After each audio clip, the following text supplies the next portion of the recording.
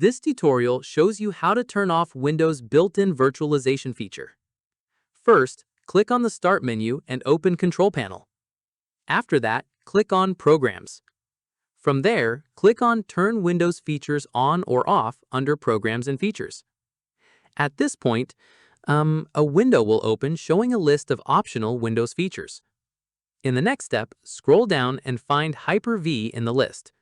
Following this, uncheck the box next to it, along with any sub-items listed underneath. Once done, click OK to confirm the change.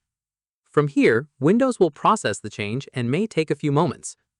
Keep in mind, disabling Hyper-V may also disable other features that depend on it, like Windows Sandbox or certain virtual machine software, so only turn it off if you're sure you don't need those.